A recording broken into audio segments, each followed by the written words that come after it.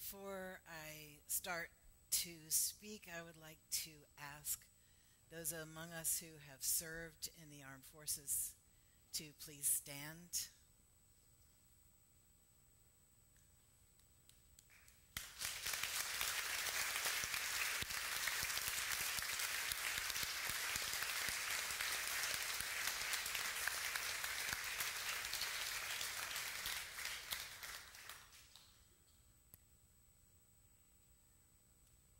Thank you.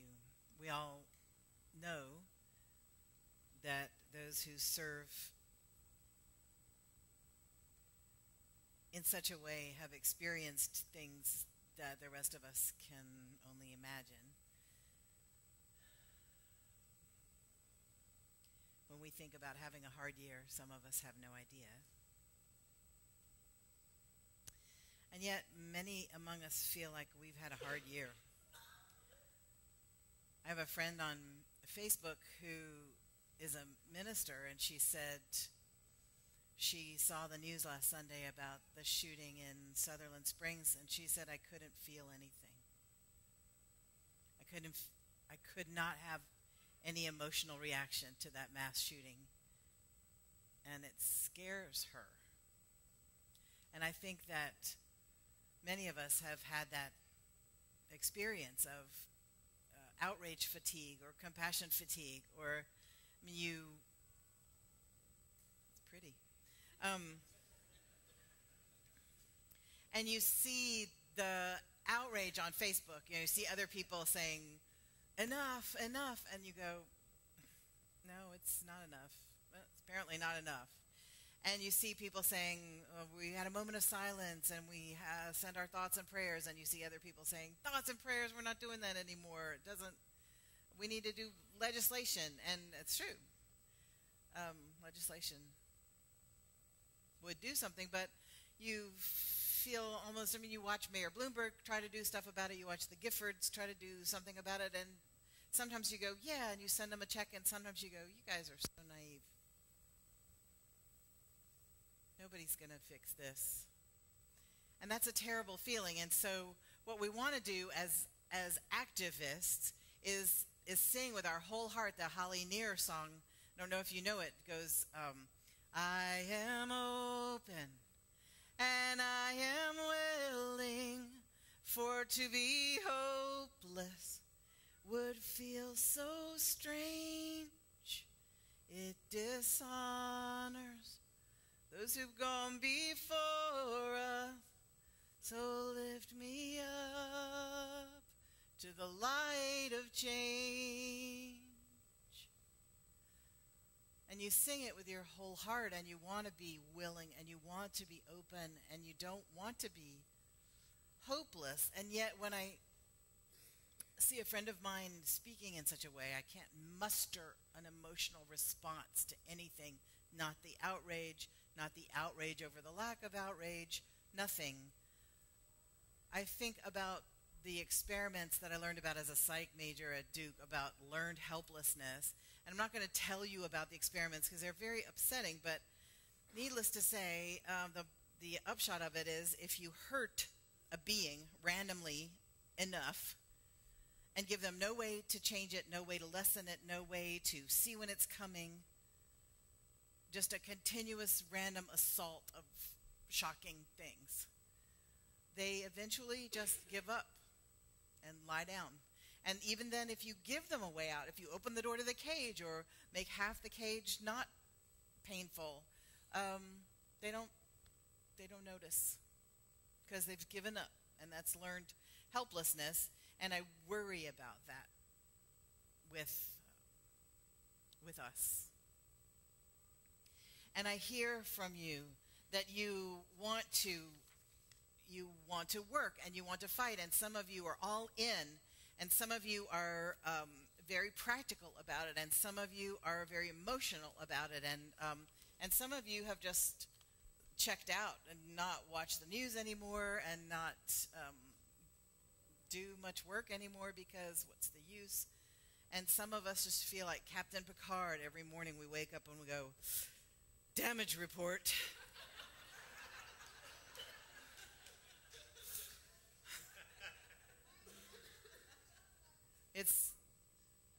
it's scary because I read I'm trying to find where I wrote this down because I skipped it already. Oh, I read in the Washington Post, I think it was yesterday, Masha Gessen, who was an enemy of Putin's and moved to the States.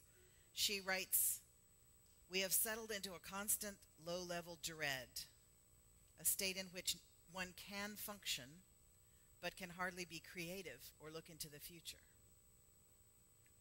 This constant low-level dread. And yet we still muster the strength to sing, "I am willing and I am open. I'm open and I'm willing." Which one is it? I'm open and I am willing. My brain just went blank because, Sing with me if you like. I am open and I am willing, for to be hopeless would seem so strange. Be hopeless would seem so strange. It dishonors those who go before us. It dishonors those who go before us. So lift us up to the light of change. Us up to the light of change. Yeah, we want to sing it, and we want to sing it open-heartedly, and we don't want to go, I'm tired. And so we do our things, and we fight our fights, and we make our phone calls, and we show up, and we make emails, and we go to meetings, and we protest, and we have gatherings, and we plan, and sometimes we just go, I am sad. And so some of us have to fall back from the front lines every now and then and let other fresher people go forward. For example, I moved to Spartanburg, South Carolina in my mid-20s, and I got there and found that there was no battered women's shelter at all. And I thought, there needs to be one here. That's just weird. And I read in the paper that there was a woman who was being paid by the United Way to attempt to organize one. And I went to the meeting, and there was the woman who was being paid and a social worker who was a friend of hers and me. And they talked about the shelter they wanted to start. And the social worker just said, I just can't. I am tired. And my little heroic 26-year-old self, I'm like, I'm not tired. Let's do it. And so we put together a network of private homes. It was called the Shelter Available for Emergencies, Safe Homes. And we would drive the women to these homes in our cars. And after about a year, the police came on board. And so we would meet women at the police station instead of at Cleveland Park, where I had been meeting. I've met people wherever they wanted to be met. And I thought, after I met this one woman, she jumped in the car and slammed the door and said, "Drive! My husband is back there with a gun." And I put the pedal to the metal and drove. And I was thinking, this is probably not the smartest way to do this. And so we hired an executive director and then rented a house. And now it's this huge, thriving operation. But after 4 years as president of the board, I was burned out. I was burned out to the point where if I saw an envelope from this organization in my mail, I could not touch the mail. This envelope would just sit there throbbing evilly with guilt and demand. No, I'm not touching you. You're out of my life. You're dead to me. And what I had done was quit because I forgot to rest. I forgot to rest because the work was so important. It was important. Who can rest when the work is important?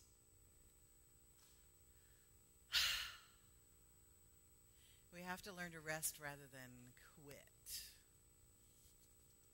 So I want to tell you that the shadow side of activism is burnout. And what we're doing with these songs about numbness and checking out is whistling past the graveyard. You know, when you're dealing with the shadow side of something, you've got to look at it and understand where it is, and you just whistle past it. Because you can't ignore it, or it'll get you. And you don't want to just look full in its face and wallow in it. But you do want to know it's there. And laughing at it or treating it lightly will get you scolded by some people, but it will save your life. Hear me? You have to rest.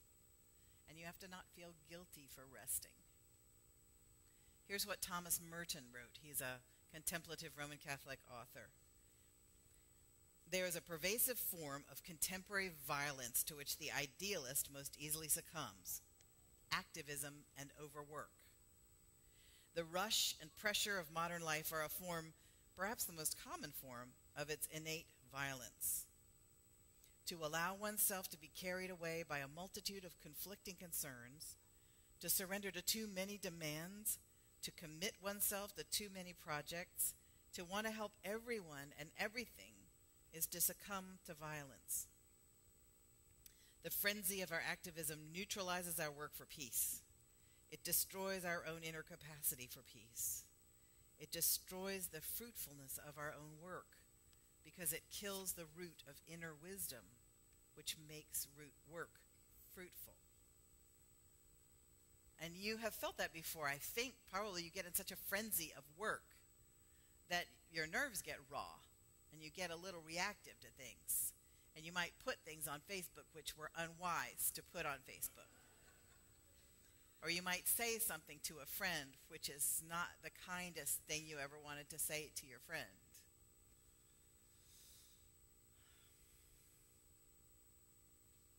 It's important to rest.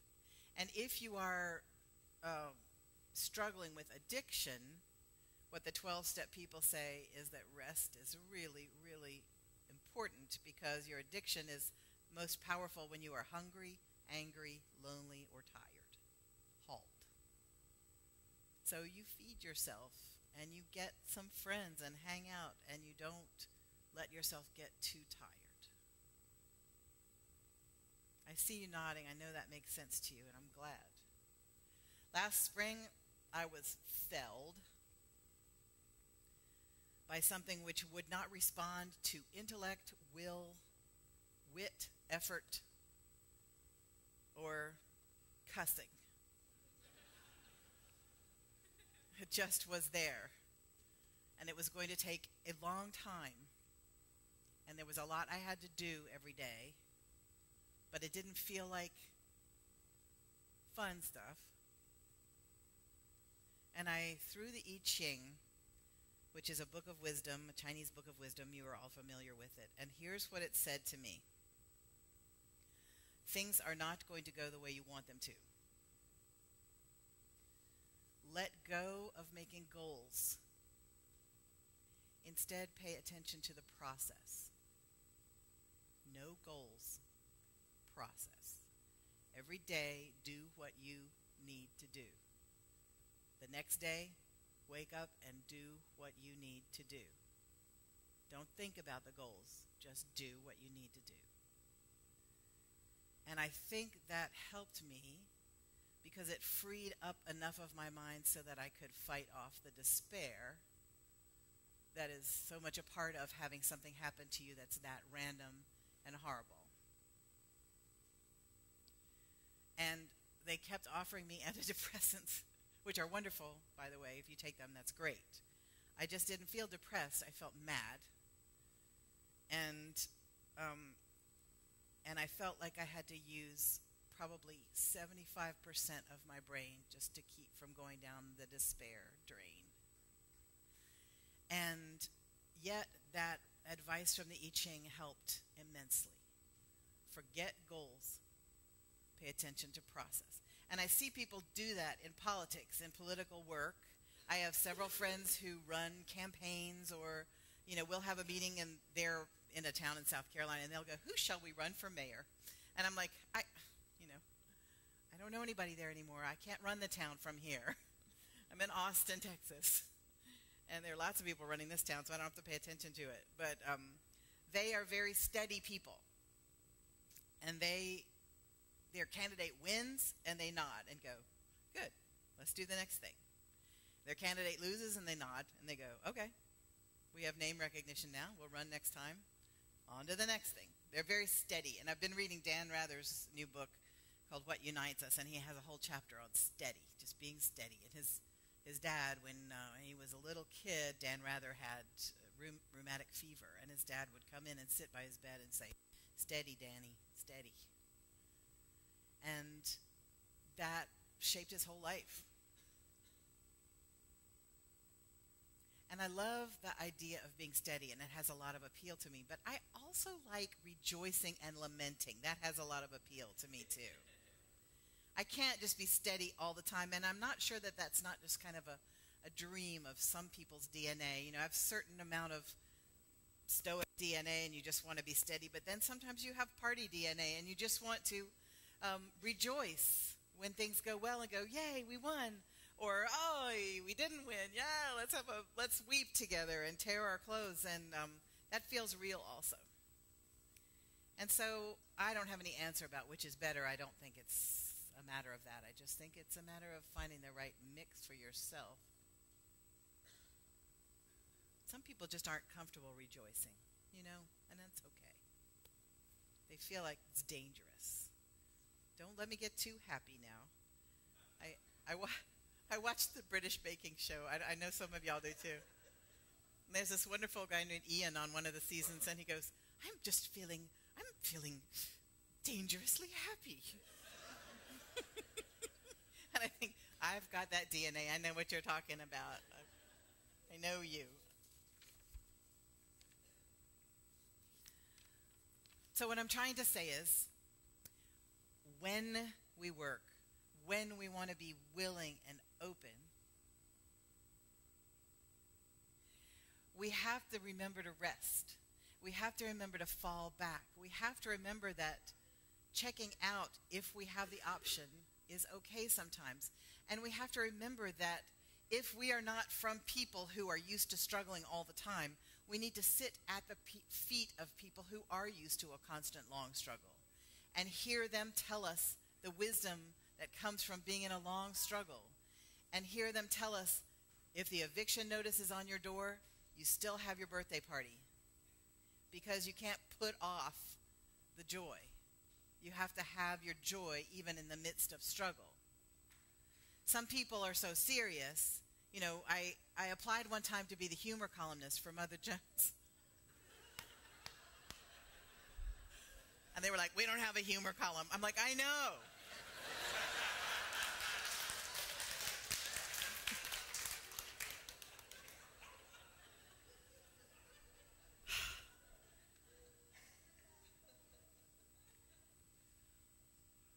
As Emma Goldman said, "If I can't dance, I don't want to be part of your revolution." Don't forget the joy. I want to end with this poem by a woman named Judy Brown. It's called Fire. What makes a fire burn is space between the logs, a breathing space. Too much of a good thing, too many logs packed in too tight, can douse the flames almost as surely as a pail of water would. So building fires requires attention to the spaces in between as much as to the wood. When we're able to build open spaces in the same way we have learned to pile on the logs, then we can come to see how it is fuel and absence of the fuel together that make fire possible. We only need to lay a log lightly from time to time. A fire grows simply because the space is there, with openings in which the flame that knows just how it wants to burn can find its way. And in the midst of all of this, we need to remember to comfort one another and dance with one another and sing with one another. So let us now